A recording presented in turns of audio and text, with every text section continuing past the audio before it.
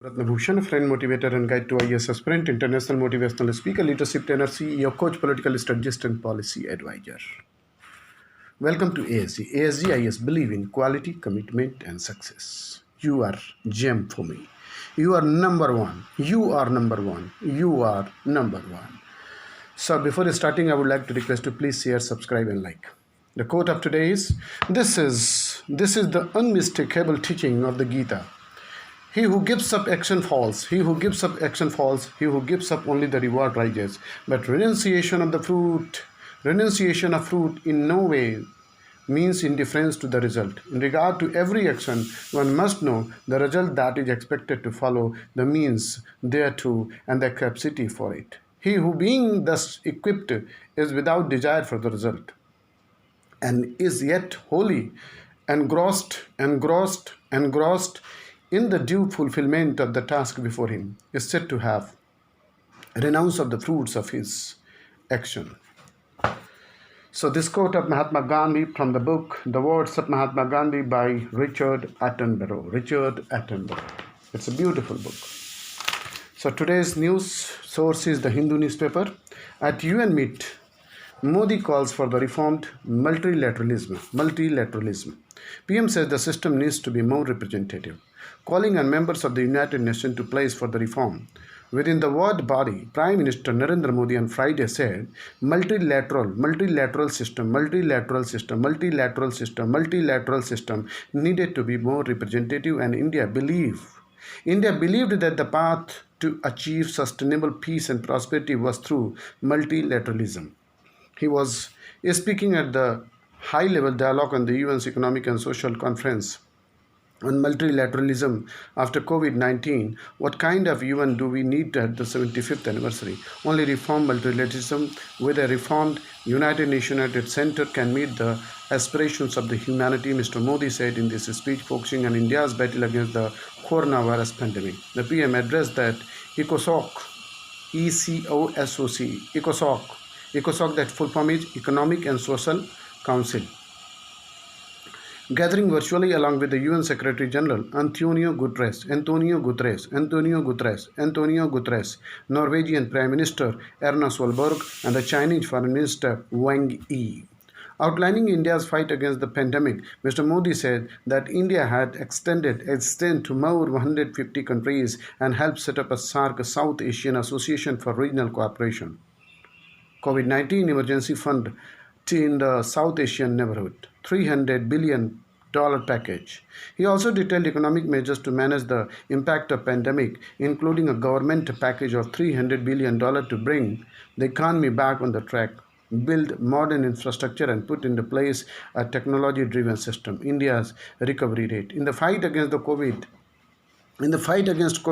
our grassroots health system is helping India ensure one of the best recovery rates in the world, Mr. Modi said. The United Nations was originally born from the furies of the Second World War. Today, the fury of the pandemic provides the context for its rebirth and reform. Let us not lose this chance. Let us not lose this chance. Let us not lose this chance. Let us not lose this chance. Let us not lose this chance. Let us not lose this chance. Let us not. Mr. Modi added, indicating India's push for a permanent seat in the more globally representative United Nations Security Council. Human trials for Covaxin vegans. 3 volunteers administered Bharat Biotech vaccine at PGIMS, Rohtak. 3 volunteers were administered Covaxin, India's first indigenous COVID-19 vaccine at Graduate Institute of Medical Sciences PGIMS in Rohtak on Friday as part of the first phase of human trial. The vaccine developed by Hyderabad-based Bharat Biotech in collaboration with Indian Council of Medical Research and National Institute of Virology did not induce any initial adverse effect, and said doctors involved in the process. Senior professor and the head department of the Pulmonary and Critical Care Medicine, Dhruva Chaudhary, also the co-principal investigator, said the 3 volunteers were picked from the 8 probables. They were administered the vaccine after health checkups to ensure proper liver function and absence of infection. There were no complaints. We absorb them for 2 hours before the releasing them. The immediate ins- the immediate issues of the allergic reactions has been taken care of. We will now look for any sureness at the local site over the next 24-48 hours. Dr. Chaudhary, who is the overseeing the clinical aspect of the process at the institute. Dr. Savita Verma, the principal invigilator, and the Dr. Rakesh Verma, responsible to the vaccination aspect on the other doctors involved. Ms. Dr. Chaudhary said the vaccine has been tested successfully on animals while the first phase of the human trials has commenced. He said the entire process might take 6 months and the final assessment on the safety and the level of productions of the antibodies would be made by the safety board. Next news is Tamil Nadu emerges as the top investment destination. Tamil Nadu emerges as Tamil Nadu emerges as the top investment destination. Tamil Nadu has emerged as the country's top investment destination in the first quarter of this financial year, even as overall fresh investment announcement in India slumped to the lowest in the 5 years amidst a period marred by the extended pandemic-included lockdown. The southern state accounted for 18.63% of the 97,859 crore of investment envisaged to execute 1,241 projects in the country in the first quarter, reckoned the latest projects survey released by Projects Today, an independent firm that tracks investment project in the country. In the same quarter last year, India had seen the announcement of 2,500 new projects worth 3,86,673 crore. The Tamil Nadu government had signed 17 MOUs, Memorandum of Understanding, with investors on May 27, 2020, which gave 18,236 crore fillip to its investment pipeline in the quarter. While private sector investment on the whole collapsed to just 39.1%, Tamil Nadu attracted large players like Daimler India commercial vehicles for 2,277 crore projected Orgadam, and the largest power project in the quarter, 750 megawatt gas based plant with an outlay of 3,000 crore. The state is also host to 3 of the 5 data. 3 of the 5. So Tamil Nadu number 1. Tamil Nadu number 1, Maharashtra number 2 regarding the investment. Maharashtra number 2, and the best thing is UP number 3. UP number 3, JNK 4, Jharkhand next, Telangana, then Gujarat. So number 1 is Tamil Nadu, number 2 is Maharashtra, and UP ने बहुत बड़ा छलांग मार दिया है. UP ने बहुत बड़ा छलांग मार दिया है. योगी जी के नेतृत्व में यूपी तीसरे पोजीशन पे आ गई है.